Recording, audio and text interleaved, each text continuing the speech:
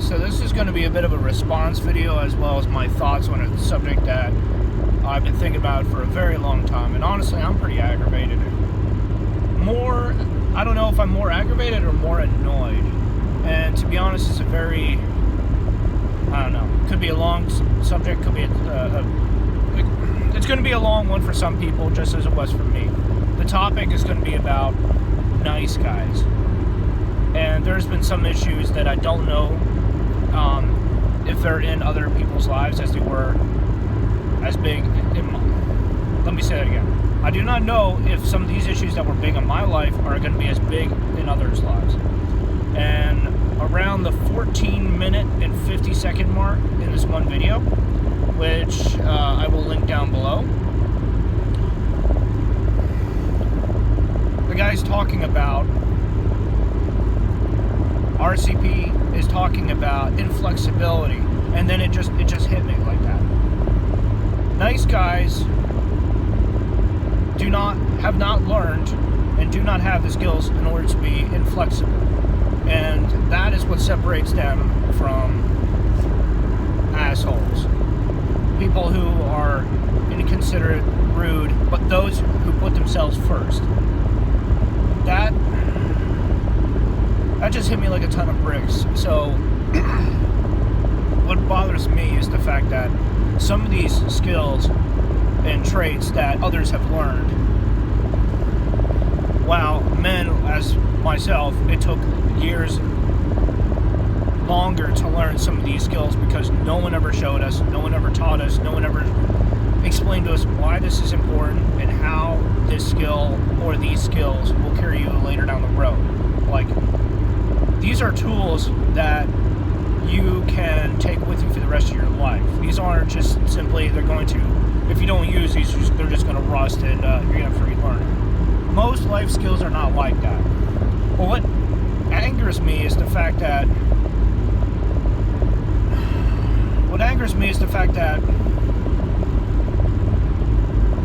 I've had some very helpful and healthy people in my life showing me things that I've been very grateful for, that I've learned about, that have helped me become more successful later down the road. And frankly, it angers me because it could be one of the reasons why I'm not as successful as others. And there's other things to add, but I'm trying to keep this on point here. Inflexibility, having other issues in your mind that pulls your attention. Some people would credit that as being indecisive, which can be very true. It all depends upon what your focus and your values are. And I want to say the last one happens to be the type of training, the type of the foundation and training and the tools that were given to you by other men and other people that you've respected. Because when it comes down to it, you learn best a certain way and from those who have earned your trust. I want to say that there's been a few people in my life. I'm not sure where some of these people are, unfortunately. Some have moved on, and I know one of them moved back to Michigan. Brother Vince, but I'm not going to say his last name, but I will say I knew him back in like 2003. Helped give me some tools and helped me understand some of the things that I needed to get to where I'm at today. And it's been a lot of trial and error too, because one of the things that hits me pretty hard is the fact that the tools that you need, the ones that you normally learn from, come from men. The social skills aspect usually comes from women, females, women, older, like more likely it's going to be from the older ones. The younger ones kind of give you a bit more of a, how do I put it? There's a social aspect to it, a cultural aspect to it that the older ones don't seem to have. And I think that's a inflexibility, or it's like a flexibility issue. But it's not a bad one per se. It's just like the techniques, how they've learned has changed over the 20, 30 years that separates older women from younger women. me say here, because, women in their 40s, women in their 20s, very different. And it's the same way for men. But the main difference that I've noticed is that it's the approach that changes, not the tools. So anyway, calming down a little bit here, because it just irritates me. The fact that a lot of my success that I have ended up fighting for, that has taken me down different roads, like my approach has taken me down different roads, and I have not had the same success as other men. And it bothers me because some of these tools I wish I would have learned years ago, like this one right here about you can still be inflexible and still have that soft, polite approach, And at that part of the video, at, again, 14 minutes and 50 seconds, give or take, CRP is talking about if the man and woman go to a city or whatever, and the woman, like he says, we're going to go eat here. And the woman says, I'd rather eat over here. And well, CRP's, he brought up saying that, the man would be like, okay, fine, I'll see you later, I'm going to go eat here. And then he explained about the inflexibility part and still being polite. And it just, like I said, it just hit me. And I realized this was a tool that I could have used in my life years ago. Because inflexibility indicates that you got your stuff together, that you are a man of steel. You are someone who, as what he says, you're a man of stone. And that indicates a lot because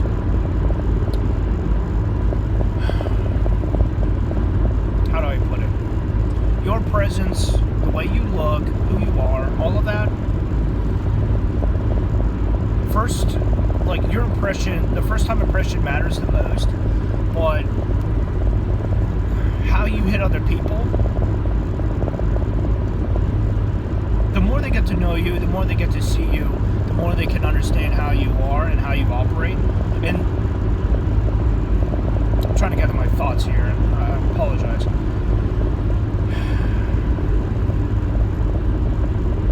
Like, your impression matters because it signifies a lot of what it will never be said. And frankly, since I was a very slow learner, some of these lessons took years to learn, as well as a lot of failures to see where I was going wrong and what I was doing that should be corrected. And frankly, learning through failure is a hell of a way to learn. It's not the best way, but I would still argue that it has its value, it has its place, because failing and seeing what happens can often be more instrumental than learning through success.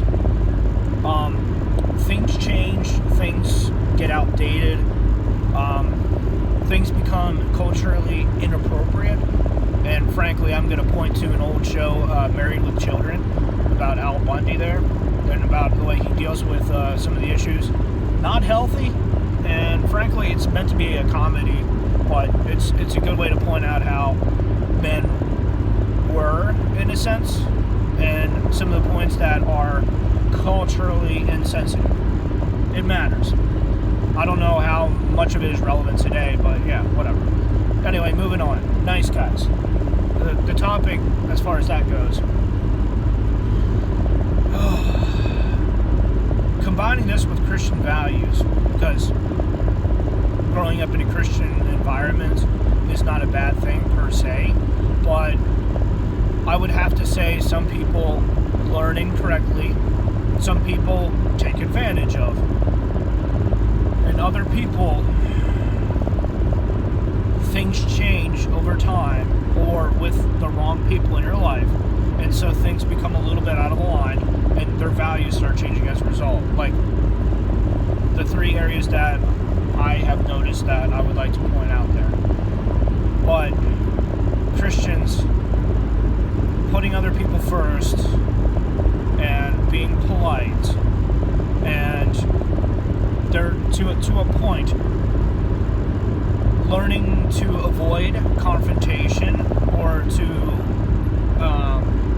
shut it down quickly.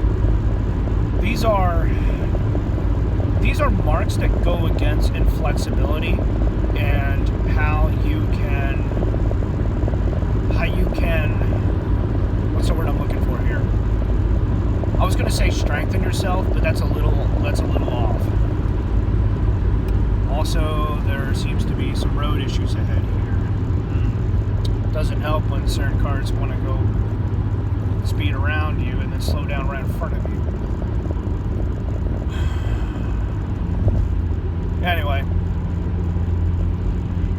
these are some points that I want to bring up here about inflexibility and about nice guys, about the Christian culture. I remember what I was going to say. Sorry, I apologize. I happen to have some... when I get distracted, I tend to forget some of the things that I was trying to talk about here. But Christian culture teaches some very good, very helpful, and very healthy things. But the problem is they go against inflexibility. They go against the way other people perceive men as being strong. And frankly, the social aspect of being able to handle other people without resorting to violence, you can have some pride to that, because using your words to resolve a conflict or an issue before it gets worse is definitely a thumbs up. It's something that you can have pride in. It's a good life skill, because words can take you farther than action can in many cases. The problem lies with, again, going back to perception and appearances. The way people have learned over the years has changed a little bit here, but still, what CRP is talking about with men of stone, and I'm not going to say that's his term, but it's a term that he uses a lot, I believe. Don't quote me. Having such an image and growing up with it, that is not something that I grew up with per se. It was always like godly men, godly women. It was always these Christian terms. And I admit, some of these took me a lot of time to try to understand and to comprehend, wrap my head around, because some of these conversations, some of these words, they fall under Christianese. Some people say jargon. But you know what? If you don't have that faith, you don't have the religion,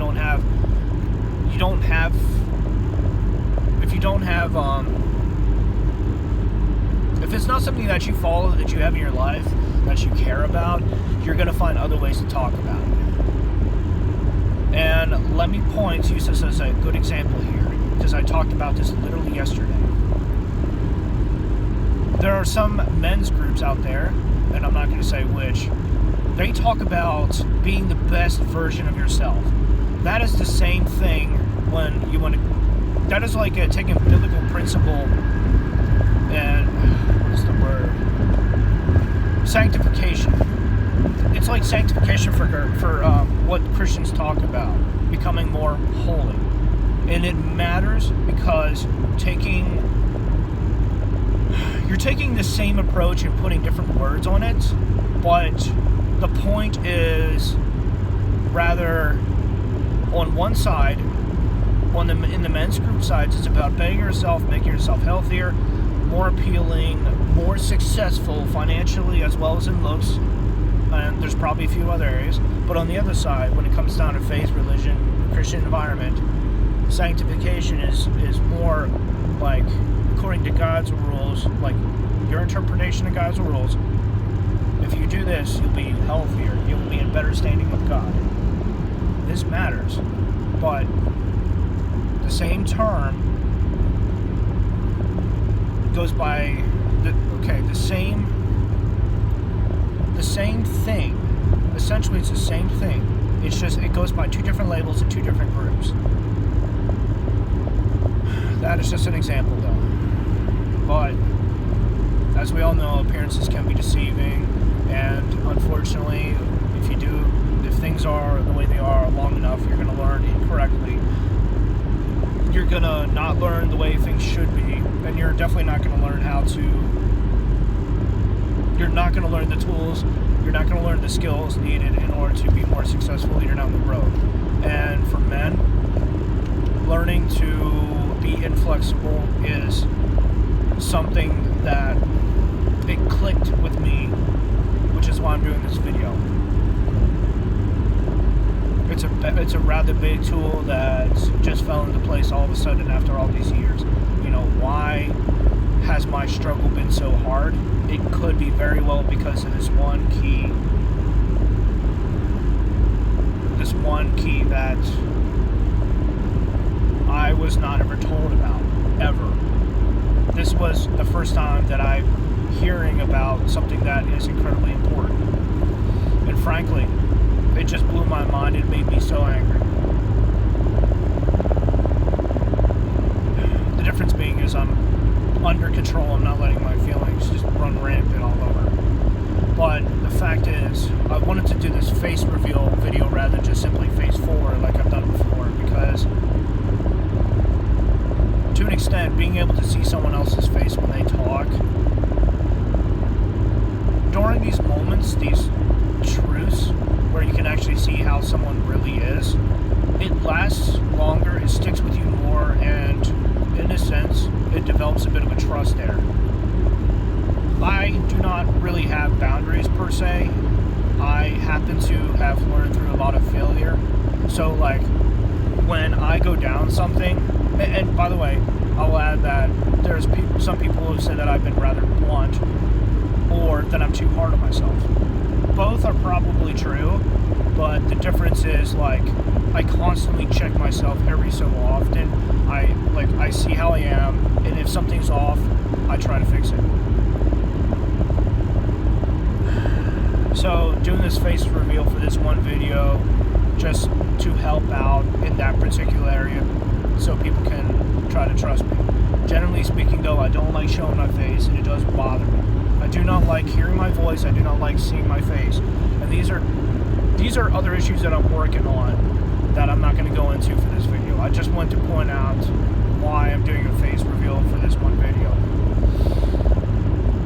Well, I don't think there's anything else to say, so I'm going to end the video here, and I hope this was helpful to you all. This went a little bit longer than I expected, but I think me being real as far as my reaction, my response to this is well warranted and well appropriate. Alright, take care until next time.